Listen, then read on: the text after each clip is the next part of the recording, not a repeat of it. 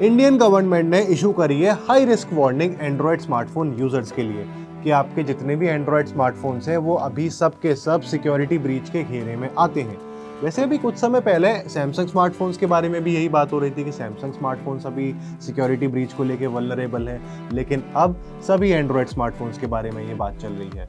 तो इससे क्या क्या रिस्क हमें हो सकते हैं, क्या क्या हम प्रिकॉशंस ले सकते हैं आने वाले समय के लिए, और अभी इसका सॉल्यूशन क्या है, यही सब बताने के लिए मैं लाया हूं आज की इस वीडियो को। हाय, मेरा नाम है प्रतीक चौधरी और आप देख रहे हैं अनकट।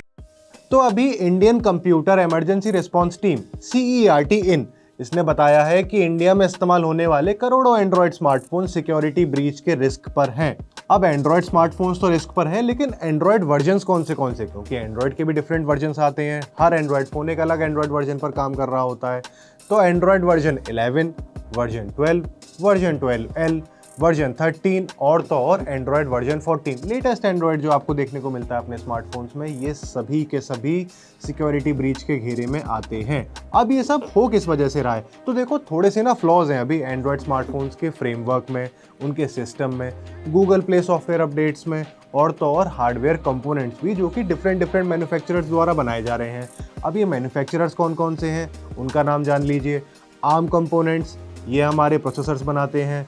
हमारी इमेजिनेशन टेक्नोलॉजीज़, ये सेमीकंडक्टर्स बनाती हैं। क्वालकॉम और मीडियाटेक, ये दोनों ही प्रोसेसर्स बनाते हैं स्मार्टफोन्स के लिए। तो इन सभी चिपसेट्स, इन हार्डवेयर कंपोनेंट्स में कुछ ऐसे फ्लॉज आ रहे हैं जिसकी वजह से सिक्योरिटी ब्रीच को लेके वल्नरेबल हो रहे हैं हमारे स्मार्टफोन्स। इनकी सिक्योरिटी को तोड़ना थोड़ा ज़्यादा आसान है इस समय हैकर्स के लिए। चलो अभी बताता हूँ आपको उन रिस्क के बारे में जिनके चलते इंडियन गवर्नमेंट ने हाई रिस्क वार्निंग इशू करी है एंड्रॉयड स्मार्टफोन्स को लेके।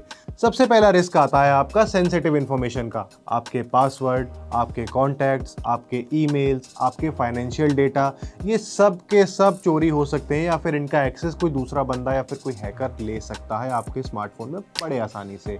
दूसरा रिस्क है आपके फ़ोन का पूरा कंट्रोल लिया जा सकता है। तो ऐसे कुछ वायरस या फिर ऐसे मलिशियस ऐप आपके फ़ोन में इंस्टॉल करवा के आपके फ़ोन का पूरा एक्सेस ले सकता है हैकर, या फिर अगर वो चाहे तो किसी दूसरे डिवाइस पर अटैक करने के लिए आपका डिवाइस इस्तेमाल कर सकता है। मतलब आपका डिवाइस एक रिमोट के फॉर्म में भी यूज़ हो सकता है और आपको पता भी नहीं चलेगा। और तीसरा रिस्क है कि हमारा फ़ोन ही कंप्लीटली डैमेज हो जाए।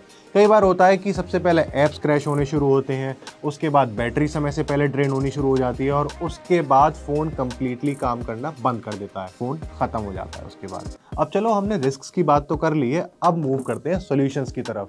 अब मैं आपको ऐसे 4 सॉल्यूशन बताने वाला हूं जिससे आप अपने फ़ोन को इस सब चीज़ों से प्रोटेक्ट कर सकते हो। अब वो सॉल्यूशंस क्या है ये जानने के लिए ध्यान से सुनिएगा। तो सबसे पहले हमारा जो सॉल्यूशन है वो है सिस्टम अपडेट्स या कह लो सॉफ्टवेयर अपडेट्स। तो हमें अपने फ़ोन के सिस्टम या सॉफ्टवेयर अपडेट्स पर रेगुलर चेक रखना चाहिए। जैसे ही कोई नया वर्जन आए उसे हमें डाउनलोड करके इंस्टॉल कर लेना चाहिए, क्योंकि हर ऐसे अपडेट के अंदर सिक्योरिटी पैच अपडेट्स भी होते हैं जिसकी वजह से हमारा फ़ोन थोड़ा और सिक्योर होने लगता है। अब वैसे अलग अलग ब्रांड्स अपने अलग अलग टाइम पर अपडेट्स निकालते हैं और अभी इंडियन गवर्नमेंट की इस वार्निंग के बाद डिफरेंट स्मार्टफोन ब्रांड्स ने अपने हिसाब से सॉफ्टवेयर अपडेट्स जारी करने शुरू कर दिए हैं। तो जैसे ही आपके फ़ोन में अगला अपडेट आता है उसे तुरंत इंस्टॉल करिए। दूसरा तरीका है हमारा ऑटोमेटिक सॉफ्टवेयर अपडेट्स। तो देखो, कुछ स्मार्टफोन्स के अंदर ये फीचर आता है जिसके चलते आप अपने सॉफ्टवेयर अपडेट्स को ऑटोमेटिकली इंस्टॉल करने के लिए अलाउ कर देते हो अपने स्मार्टफोन को। तो अगर आपके स्मार्टफोन में ये फीचर है, इसे ऑन कर देना, जिसके चलते आपको बार बार सॉफ्टवेयर अपडेट पर चेक करने की ज़रूरत नहीं पड़ेगी, आपका फ़ोन अपने आप ही ये सब कर लेगा। तीसरे सॉल्यूशन में क्या करेंगे कि अगर हमें कोई भी ऐप इंस्टॉल करना है तो सबसे पहले तो हम प्रेफर करेंगे गूगल प्ले स्टोर को, कि हम गूगल प्ले स्टोर के थ्रू ही कोई भी ऐप इंस्टॉल करें। अदरवाइज अगर किसी वेबसाइट से कर रहे हैं तो हमें वो सोर्स चेक ज़रूर कर लेना चाहिए कि वो वेबसाइट जेन्युइन है कि नहीं है, अदरवाइज वायरस आ सकता है, फ़ोन खतरे में पड़ सकता है। चौथा और आखिरी तरीका आता है स्ट्रॉन्ग पासवर्ड्स। तो अपने फ़ोन को अगर आपको अपने हाथ में सिक्योर रखना है तो आपको पासवर्ड थोड़े स्ट्रॉन्ग लगाने चाहिए। जैसे कि आप अपने पासवर्ड्स के लिए स्मॉल और कैपिटल दोनों ही तरह के अल्फ़ाबेट्स का इस्तेमाल कर सकते हैं, नंबर का इस्तेमाल कर सकते हैं और तो और कैरेक्टर्स का भी इस्तेमाल कर सकते हैं। चलो, पासवर्ड्स लग गए। अब एक बोनस इन्फॉर्मेशन मैं आपको देता हूँ। ऊपर से आप 2 फैक्टर ऑथेंटिकेशन भी ऑन कर सकते हो कि आपके स्ट्रॉन्ग पासवर्ड की तो एक सिक्योरिटी लेयर लगी गई है, उसके ऊपर से एक और लेयर आपके 2 फैक्टर ऑथेंटिकेशन की।